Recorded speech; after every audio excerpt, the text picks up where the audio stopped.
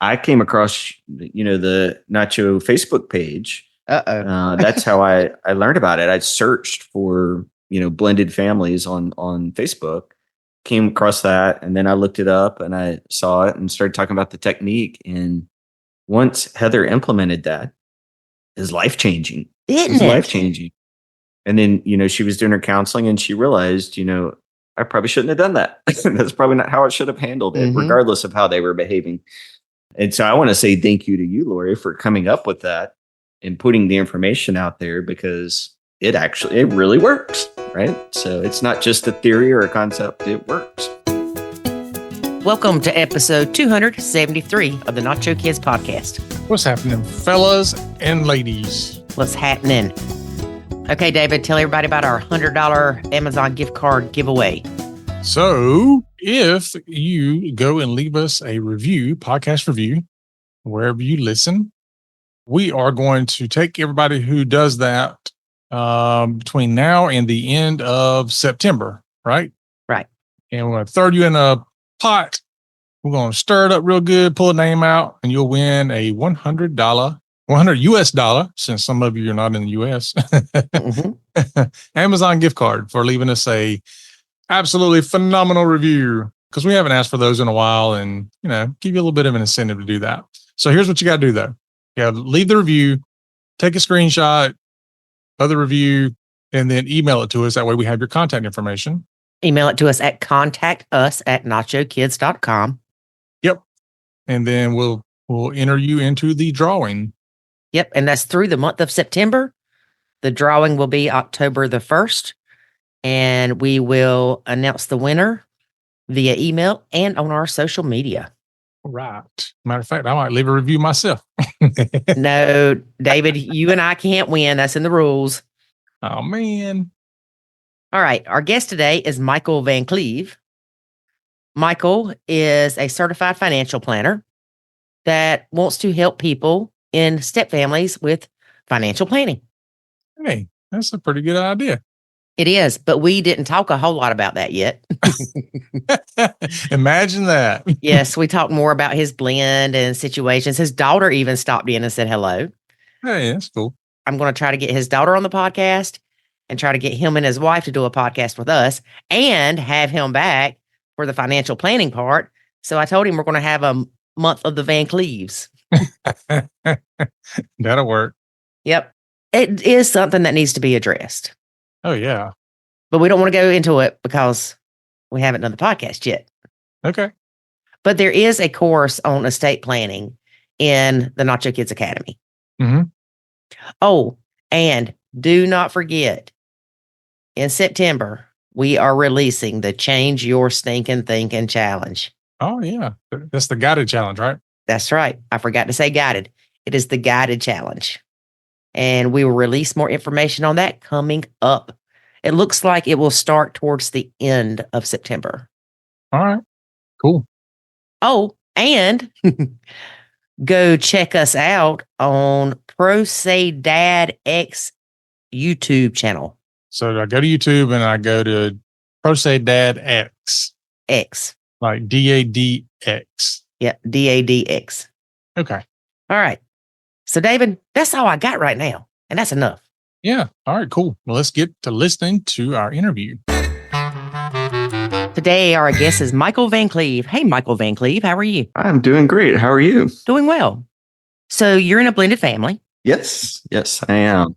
You tell us the story. That'll be better. Oh, yeah. No, I'm in a blended family. So about 8.5 years now that my wife and I have been married. And we each came into the relationship with 2 children of our own. So my wife has 2 boys who are now 17 and 26. And oh, wow. I had a boy and a girl who my son is 22 and my daughter is almost 16 going on 30. So imagine that.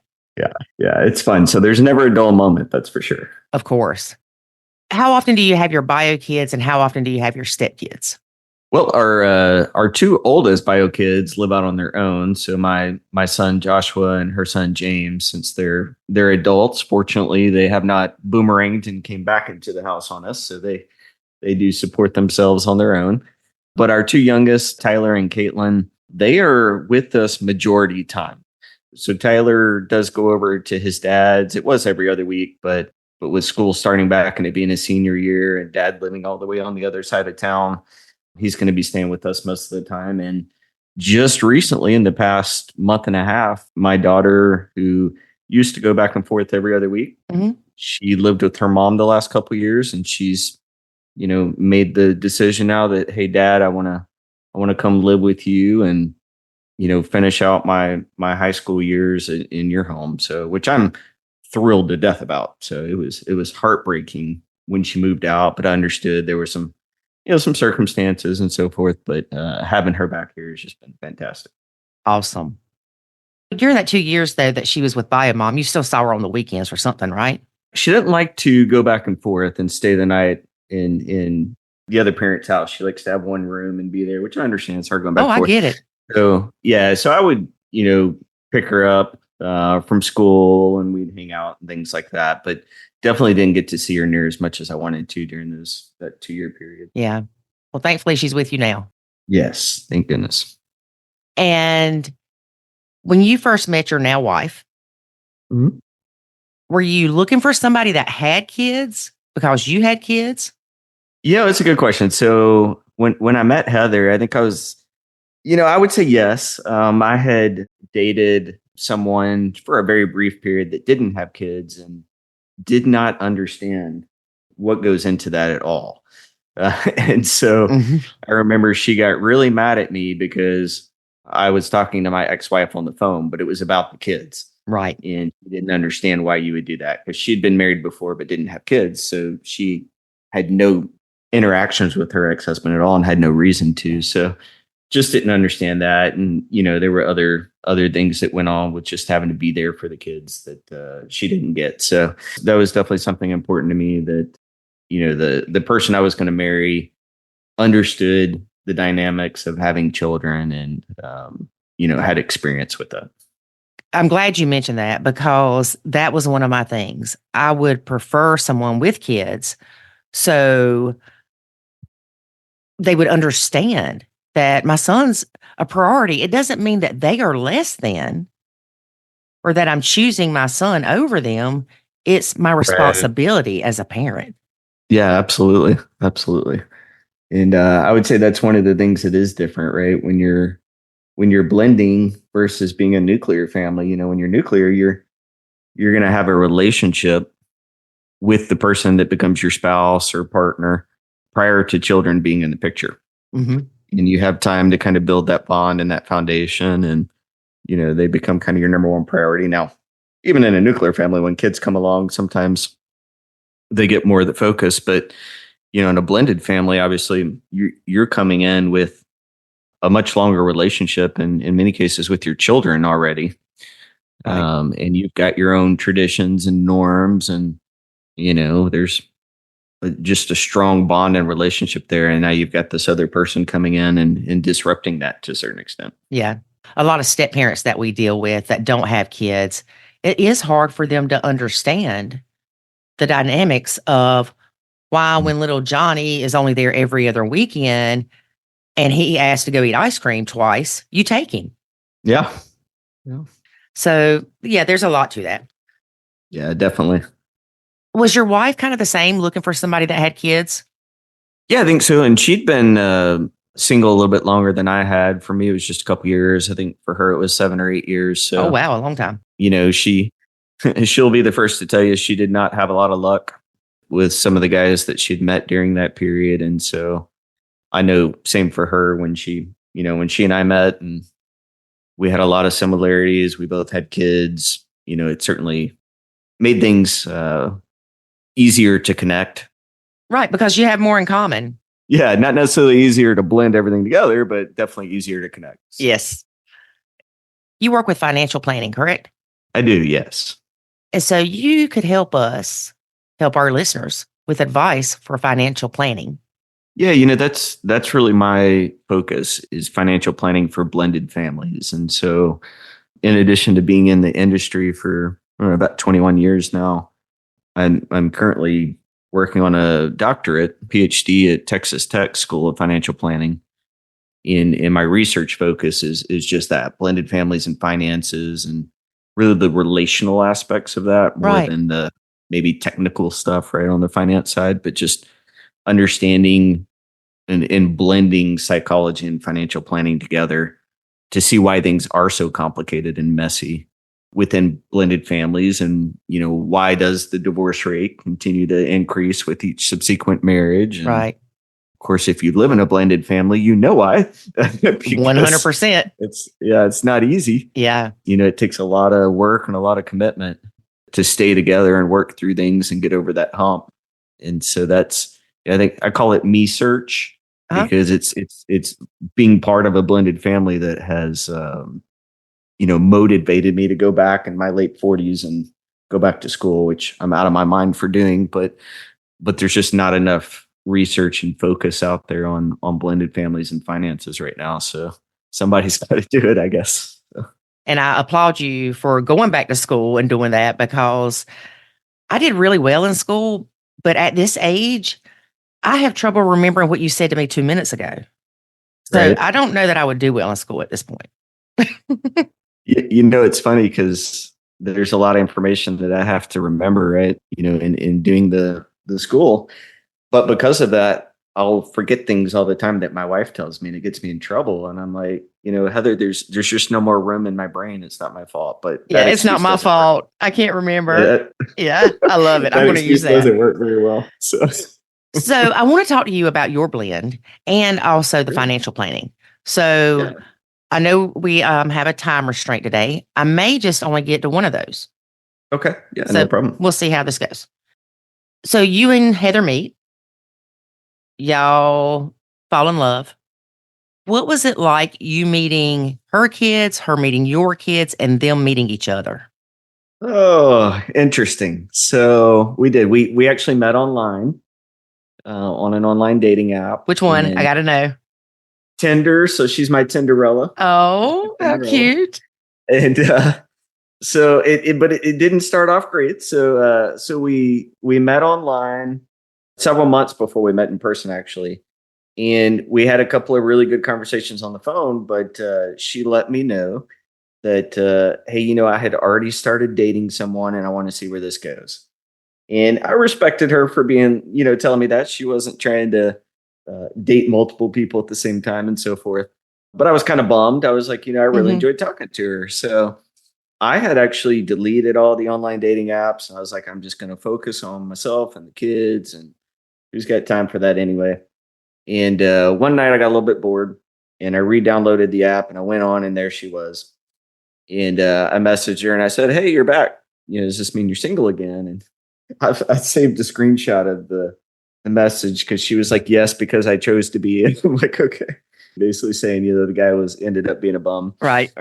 But, it's like, hey, I happen to still have your number. I actually had thought about her a couple times. It's kind of weird because we'd only talked a couple times, but does that make me a clinger? I don't know.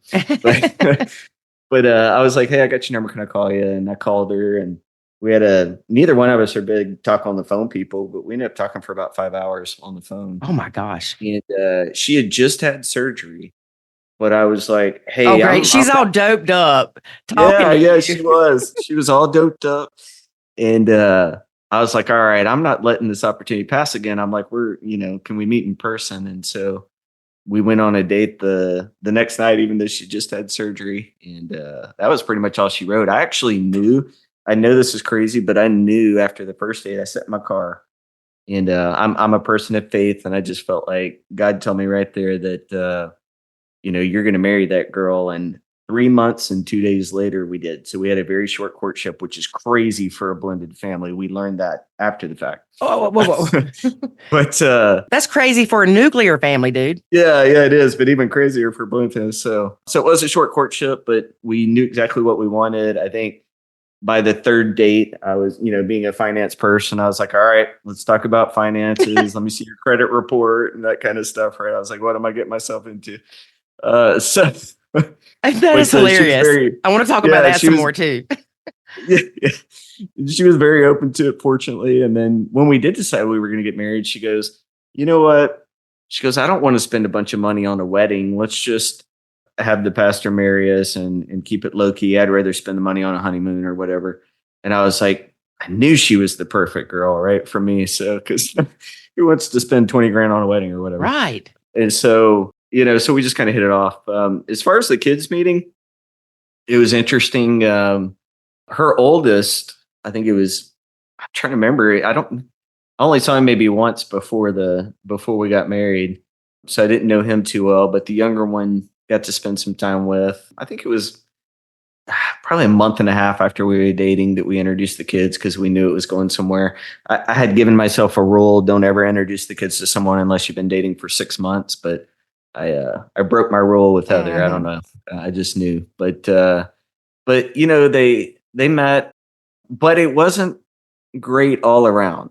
So Tyler and I were fine. The little bit of interaction with James was fine. Heather and Caitlin got along really well in the beginning. Heather and Josh did not get along at all. And let's just say there was no nachoing.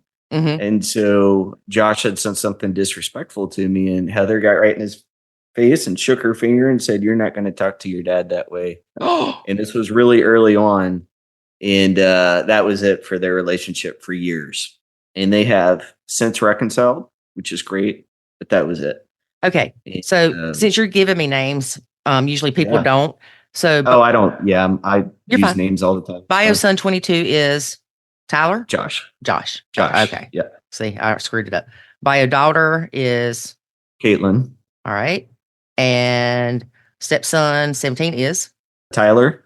All right. And then stepson 26. James. Okay. All right. Gotcha. Yeah. All right. So keep going. Yeah. So like I said, Josh and Heather did not have a good go.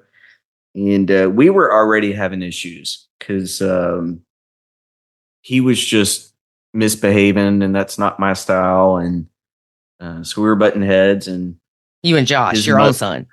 Yeah. And his mother and I have very, very different parenting styles. Let's put it that way. So when you're at the time, like a 13-year-old boy, and you can do whatever you want in one house, but there's rules in the other, what are you going to pick?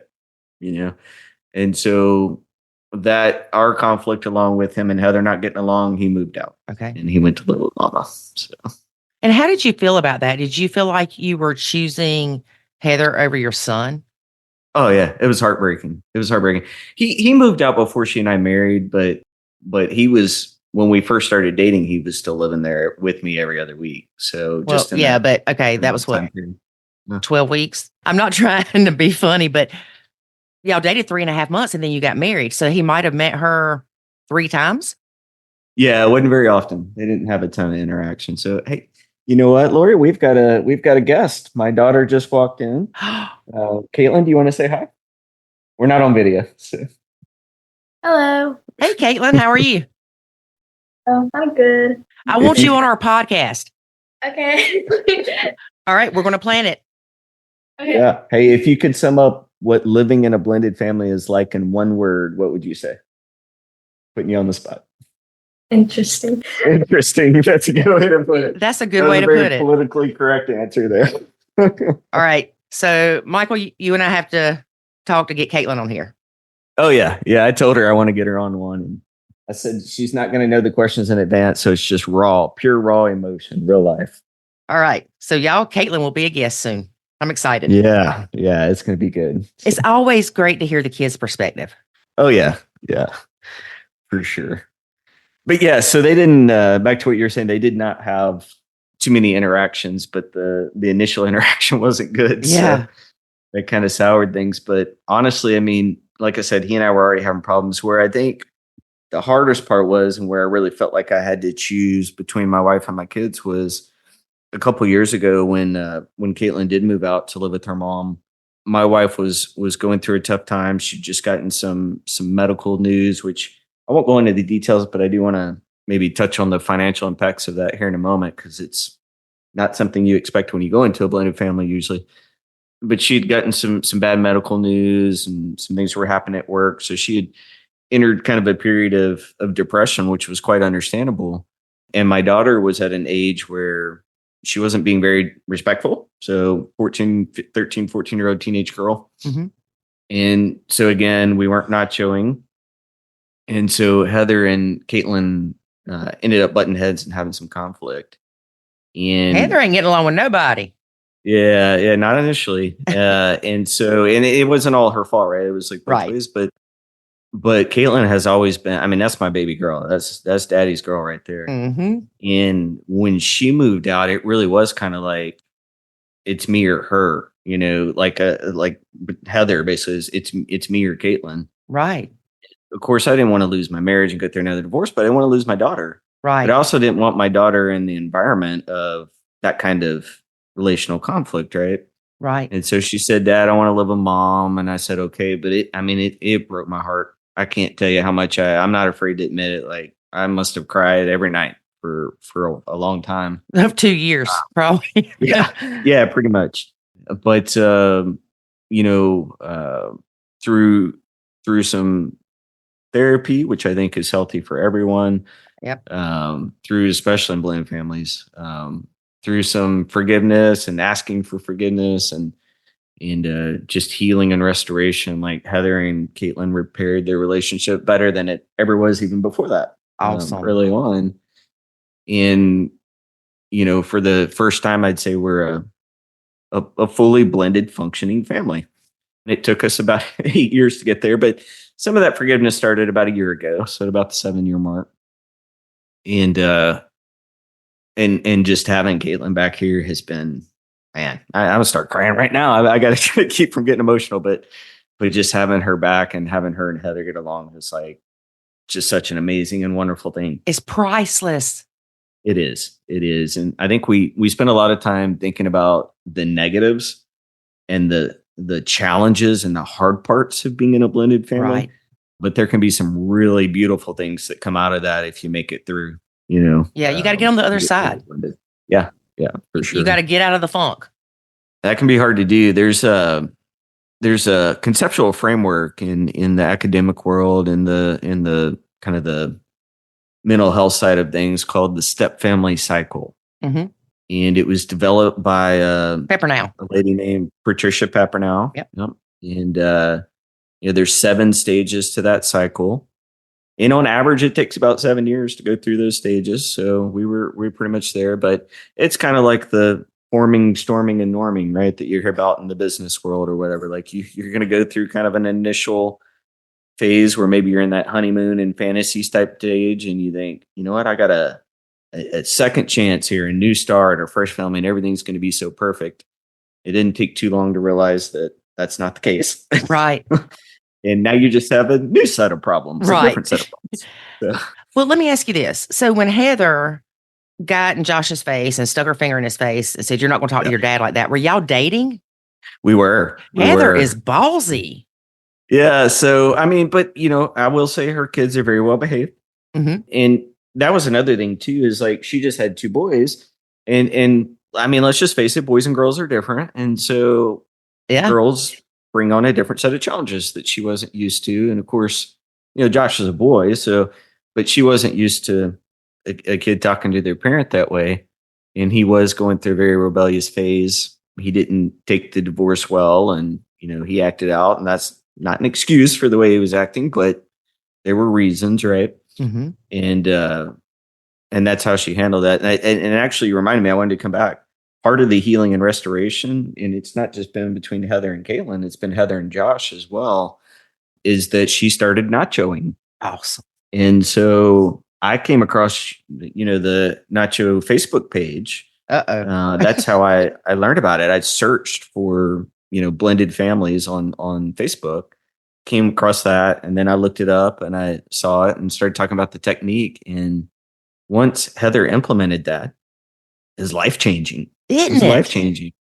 And then, she was doing her counseling and she realized, I probably shouldn't have done that. That's probably not how I should have handled it, regardless of how they were behaving.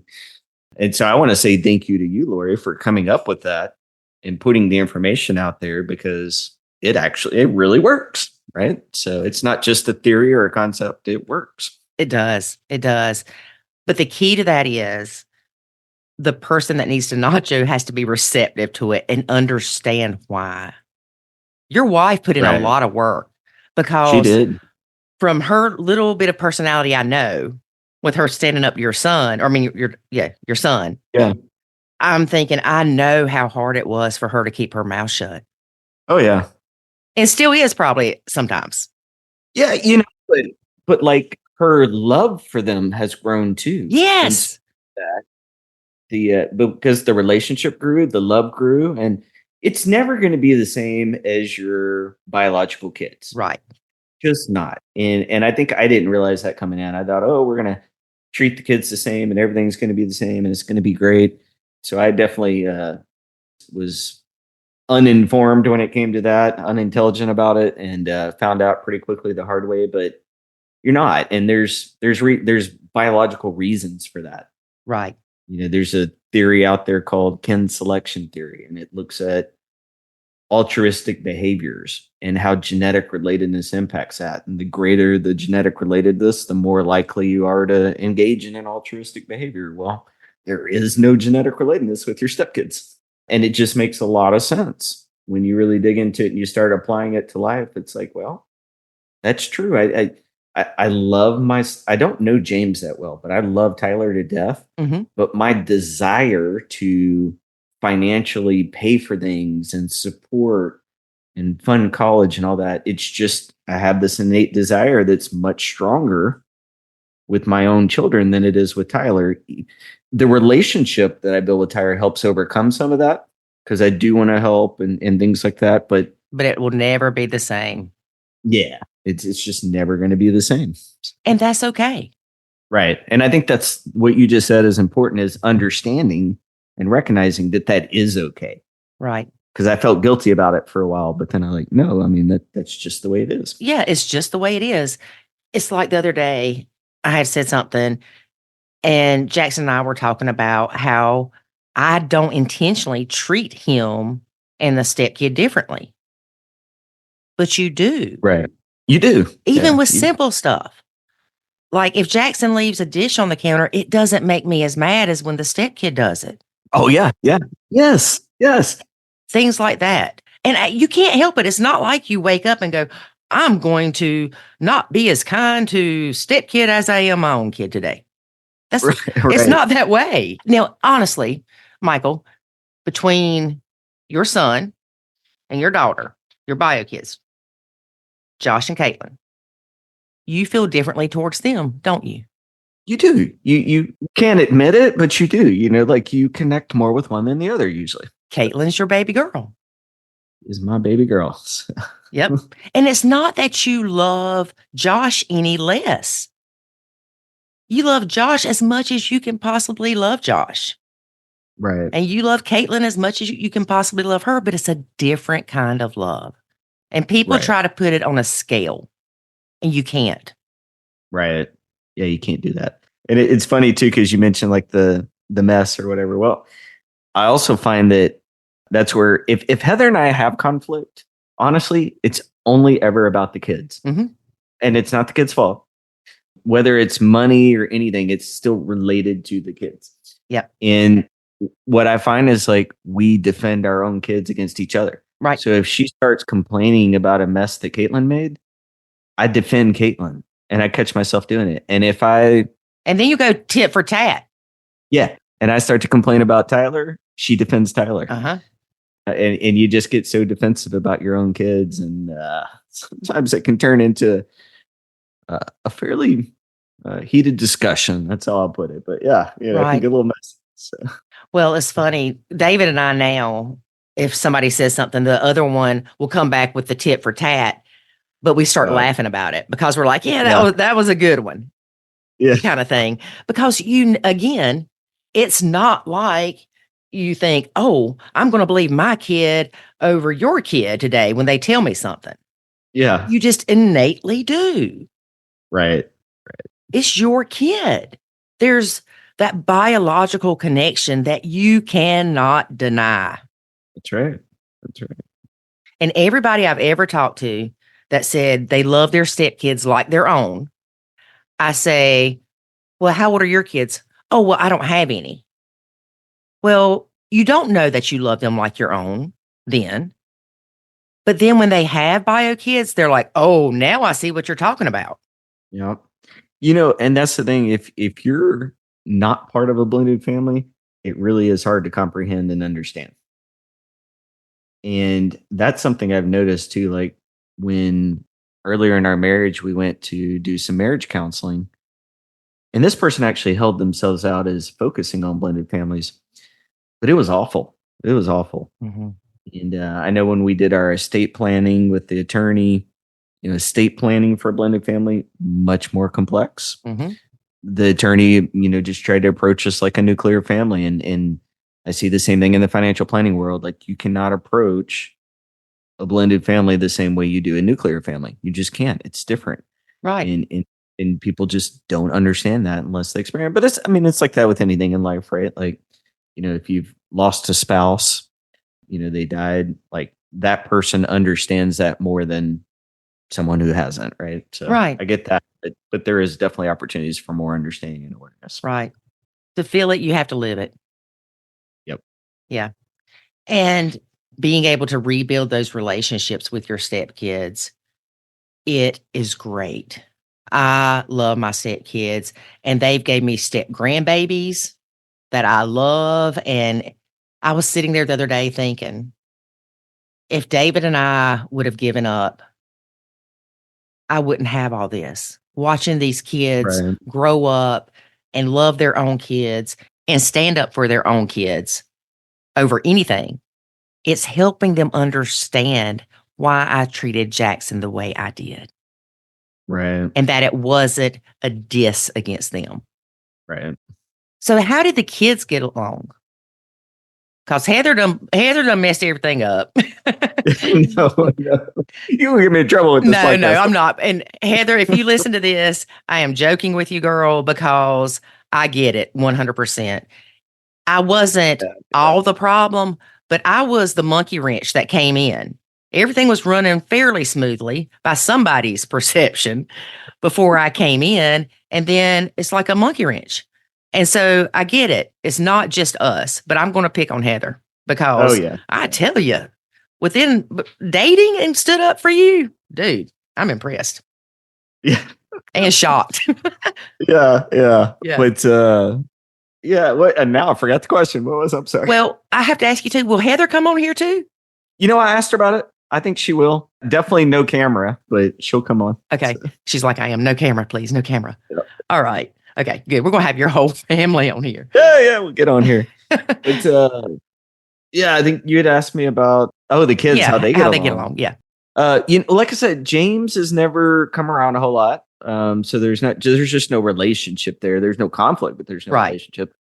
Josh, he had moved out. Now he's older and on his own. So we see him here and there some. I mean, if I can say it, if it's okay to say this on the podcast, he's kind of a butthead.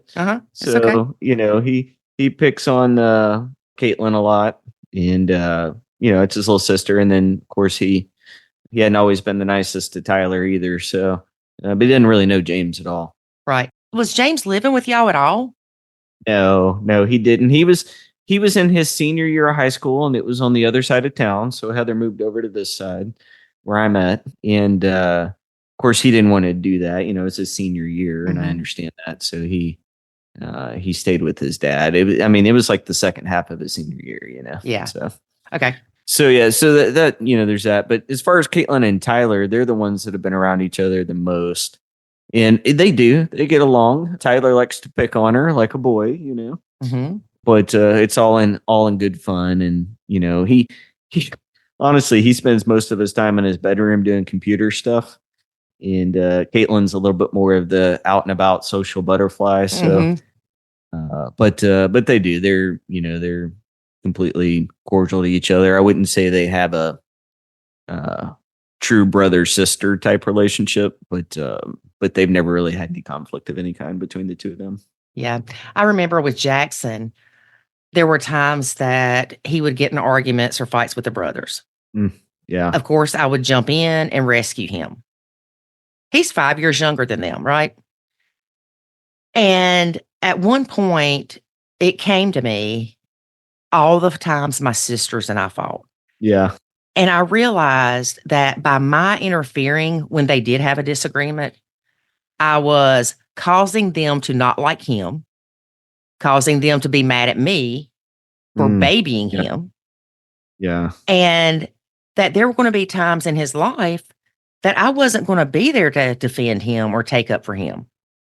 And that I was preventing him from learning those tools. I just need to not be involved unless it's necessary, because I want them to have that brotherly relationship, which includes the fighting. Right. As long as there's no broken bones, right? Right. No As blood. long as no physical harm, anything like that. But so did you grow up in a nuclear family? Yeah. I mean, other than, the fact that I had an older brother that lived in another state, but I mean, he was my half brother, so he wasn't his step brother. Right. So you could, kind of a variation, I guess, of more of a nuclear family. So yeah. Yeah. And then my parents divorced when I was in high school, but my dad was single for, as far as I knew anyway, for a long time. There was never any girlfriend around or anything like that. And I lived with my dad. My mom had some mental health issues, so I'm sorry. I thank you, but yeah, she so we, my sister and I, we lived with my dad until we finished, school and went out on our own. So yeah, but it's funny because it's not funny, but I say it's funny all the time, and it's not usually funny. But go ahead. yeah, but when you think about the changing dynamics in family structures that we're seeing, now compared to 20, 30 years ago, there's more divorces happening, and it's almost a snowball, because if you grow up in a split family where there's a divorce, there's a higher likelihood that the same thing could happen when you get married, when you grow up, and that Right. kind of thing. And so it just continues to happen. And so I know a lot of the problems, and I'm not blaming my parents, but a lot of the problems, well, I guess maybe kind of I am. A lot of the problems I had in my first marriage were acting towards my ex-wife, my kid's mom, in a manner similar to how my dad acted to my mom. Right. Which was kind of that ancient way of, I'm the man and I do this, and you're the woman, so you do this. And Mm-hmm. I'm not that way anymore, thankfully. But Thankfully. that's yeah. I mean, that's the way I was, I guess, programmed, so to speak, Mhm. subconsciously, right, growing up, and Right. and that's the attitude I took into my first marriage. And of course, my ex-wife, she came right out of mama's house, and she was immature in a lot of ways, and so that just made me more of that kind of figure, where it almost became more of a dad figure than a husband, right? Right. And it just wasn't healthy. So, and I think that's the other thing too, and part of not only the complexities of blended life and the children, but when you take issues from your prior relationship into your new relationship, that, and then you have your own new issues from that new relationship, it just kind of compounds, and it can get really nasty at times. So it was learning from that. You got to learn from the prior mistake. Mm-hmm. And take that in. I know my ex-wife's told me before, it's not fair that you act this way towards Heather and you acted that way towards me. And I'm like, well, wasn't all my fault. It was both of us. A lot of it's growing up. It comes with age. Yeah. Yeah. Yeah, it is. I've told the kids, like, don't get married before like 30, because That's what I tell you everybody. really don't know who you are before then. And maybe don't even have kids till you're like 35. Cause like, seriously, like, you just don't know who you are, and you don't know how to be mature and an adult and communicate with your spouse and be respectful and loving. And like some people do, some Right. people mature quickly, but I would say a lot of us struggle with that, and that's why you see like the young marriages not always work out too. Yeah. Well, a few things. First of all, of course, it makes sense that if your parents got divorced, you would be more likely to get divorced for whatever reason. From a biblical standpoint, you could look at it as a generational curse. Right. Now, a friend of mine went to counseling with her husband, and they had them do like a family tree, and on the family tree, put how many times each person was married and divorced. They had no chance. Like his immediate family kind of thing, they'd been married like 5 and 6 times, and it just, like you said, it snowballed. Right. Of how successful of a chance they had of being married and staying married. It was 3% or something crazy. Yeah. And that's why I think it's important that, like with David and I, we fought for our marriage and showed our kids that people aren't disposable. Yeah, that's what I hope too. I hope that like Caitlin and Tyler, that they see this is more, not, I mean, it's not like Heather and I are perfect, but it's, we communicate and we work through things. And I hope they see that you can have a healthy marriage and you can have a healthy relationship and things can be good. It doesn't have to be fighting and screaming and conflict and everyone miserable and all these things, right? Like you can have those things. So I hope that's the lasting impression and not the divorce. Yes. Yes. I know one thing my friend told me that passed away when she had her daughter, her and the dad weren't together very long after. So she was a single mom in all senses. The child never saw the dad, right? And she had cancer and she was dying. And she said, there's one thing I want to make sure that you know. And I said, what? She said, don't do like I did with my kid. And I said, what do you mean? And she said, Jackson needs to see you in a loving and healthy relationship and not think that he is the absolute center of the world. Yeah. Because when she did start dating, when the child was 18, the child had big issues with it. And kids need to see a healthy relationship. They mock what they see. Right. And if they see, like you did what your dad did. Right. Me, my mom was a yeller. So guess what? I wasn't like Heather as far as sticking my finger in anybody's face, but I was a yeller because of my mom. But I learned not to be that way with the stepkids, but I also learned I didn't want to be that way with my son. I wanted to have a different and better relationship with my son than I had with my mother. Right. And so a lot of how we act is how we were raised.